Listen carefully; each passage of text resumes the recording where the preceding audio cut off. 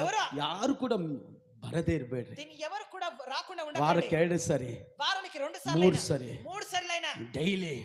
రోజులు. ಕೆಲವು ಸಹೋದರರು ಬೆಳಿಗ್ಗೆನೂ ಬರ್ತಾರೆ, ನೈಟ್ ಬರ್ತಾರೆ. కొన్నిసార్లు ఉదయాన్నే వస్తారు, నైట్ వస్తారు. ಬೆಳಿಗ್ಗೆನೂ ಬರ್ತಾರೆ, ನೈಟ್ ಬರ್ತಾರೆ. ఉదయాన్నే వస్తారు, నైట్ ವಾ, వస్తారు.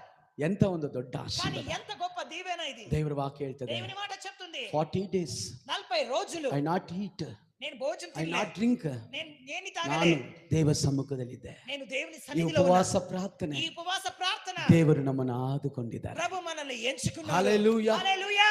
ಧರ್ಮೋಪದೇಶಗಳ 4:34 ಹೇಳ್ತದೆ, 7 ಕಾರ್ಯಗಳ ಬಗ್ಗೆ ದೇವರು ಹೇಳಪಟ್ಟಿದೆ. ద్వితీయోపదేశకాండం 4:34 ಈ ವಾಕ್యం చెప్తుంది. ಓದ್ರಿ ಆ ವಾಕ್ಯ.